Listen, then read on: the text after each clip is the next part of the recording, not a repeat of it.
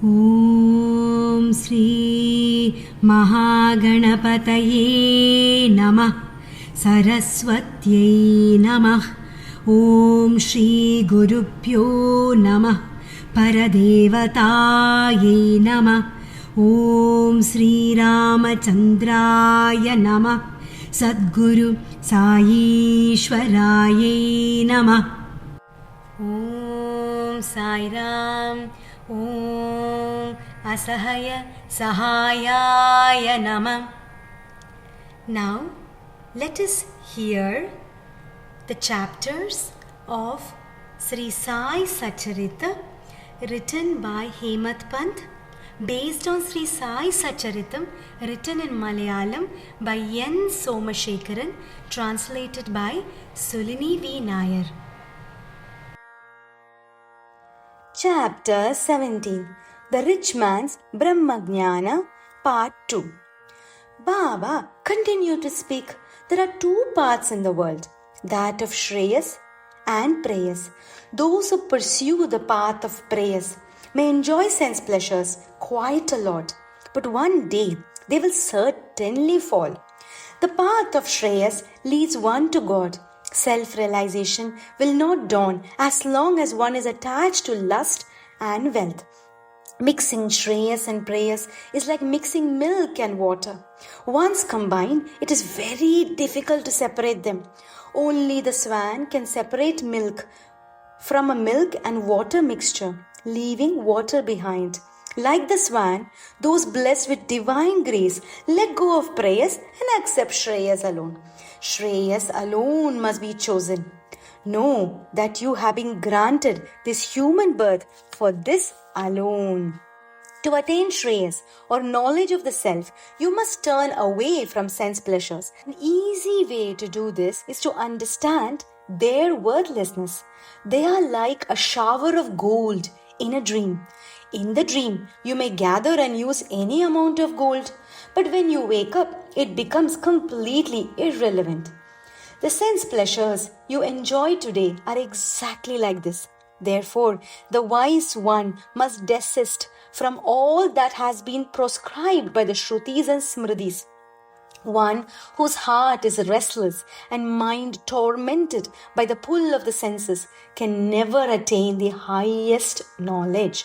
It is only available to one supremely content and steadfast in devotion. Only if you become skilled charioteers can you effectively control the body and reach the eternal divine abode. It is not attained by the study of text or the gift of the gab. Understand the body as a chariot and be its owner. Your intellect should be the charioteer. The organs of knowledge and action are the horses. The mind is the reins. The horses should not be allowed to run wherever they wish towards sense pleasures, but should be controlled by the intellect using the reins of the mind. Only if the charioteer, that is the intellect, is smart, will the horses go where they ought to.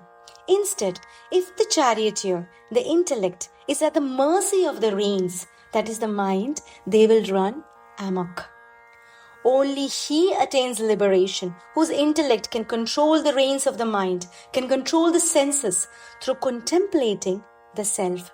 There is no place here for arguments or debates. Obstacles will be removed only through divine grace. Simple and unquestioning faith alone can save us. The human body is very, very precious. Like the noontime shadow, it could be destroyed in no time. Therefore, instead of chasing wealth and pleasures, strive to be free from Maya by surrendering completely at the feet of God. The Satguru is the most effective boat to cross the ocean of samsara. It is sufficient if you can manage to board that boat. Sadgurus are embodiments of compassion. They will take us across unharmed. For this, acquire purity of mind. The way to do this is to perform actions advised by the masters. A pure mind attains to jnana very fast. Until then, it is important to continue performing actions as per the injunctions of the scriptures. The self-realized one will be free from ego and dualities like merit and sin, and auspiciousness and inauspiciousness. Since he experiences himself in all, he has no friend or enemy. Once the highest state is attained, the hardships undergone to get there will seem too small. There will be no sense of loss for having given up fleeting worldly pleasures. Such a person remains ever calm and undisturbed even when hit by the most violent waves of worldly sorrows or misfortunes. One who receives God's grace, one with whom God is pleased, is strengthened with discriminative thinking and taken across the ocean of samsara. All of this is possible with the Guru's grace. When Maya binds one like a deadly snake, who can escape without the grace of the Guru? When I sent the boy to get me 5 rupees, you sat here all the while with 50 times the money in your pocket. Hearing these words, the rich man took out the money from his pocket and counted it. He was stunned to find that Baba had spoken the truth. Ashamed and saddened, he touched his head to Baba's feet. The merciful Sai spoke again. Unless your desire for wealth ends, you will not be able to get Brahmajnana. But overcoming the desire for wealth is not easy. It is a deep, dark abyss with whirlpools of greed, where crocodiles of ego and vengeance lurk. It is full of sorrow and difficulty. Only he who is free of delusion can stand in that abyss and be free from danger. Therefore, you must overpower desire. Desire and Brahmajnana cannot coexist. One whose mind is full of desires can never meditate or have non-attachment or freedom. Whatever sadhana such a person undertakes will be pointless, no matter how great a scholar he may be. So long as he continues to be full of desires, liberation will be a distant dream. One who is ever engaged in negative actions can never enjoy peace of mind. All his efforts for self-realization will be in vain. Even the Guru's advice will not help him. The Sadguru may not give us all that we ask for. He will first gauge our deservedness for those, then certainly give us whatever we truly deserve.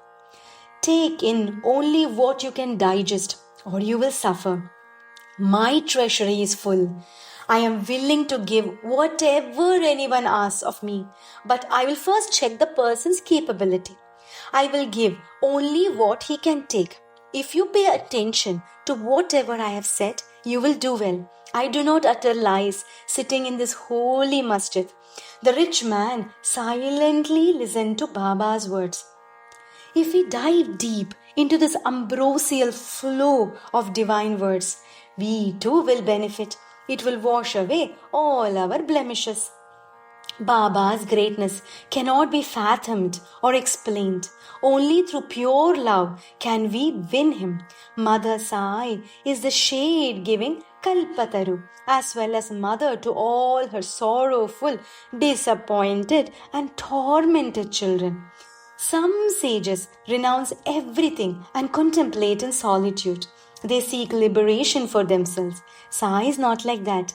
He did not have a home, wife, children or friends. He lived in the masjid purely for the good of the world, accepting food from 4 or 5 houses and living under the neem tree. He strove for the well-being of all, leading us along the path of righteousness. The land that birthed such a great being is blessed. The house where he took birth is blessed. The noble souls that were his parents are blessed. The womb that bore him is most blessed. And yet, for a long time in Shirdi, no one knew the priceless gem that he was. Gradually, withdraw the mind from the objects of the world and fix it on the self. Strive for Sai's grace to achieve this. Read his story with devotion and contemplate his form. His stories burn our sins and make us fearless even for death. O noble souls, read at least a part of the sacred text every day. Ponder on it and find solutions to your difficulties. This wondrous tale destroys the misfortunes of those who narrate or listen to it. It is verily a boat that will take you across the ocean of transmigration. We are bound in our bodies like parrots in a cage. Know that we are nothing but pure consciousness. Do not allow temptations to lure you. Do not be deluded by feelings of you and I. Know that you are the self. Make efforts towards this. Imagine Kubera begging even as he owns all the wealth. This is how we are now. We, the embodiments of Satchidananda, are going about weeping and wailing. What a pity! Know that worldly life is meaningless. Engage in spiritual pursuits. Take refuge at the feet of Guru to progress spiritually. Read this chapter again and again. You will be able to experience joy. End of chapter 17. Om Asahayasahayaya namah.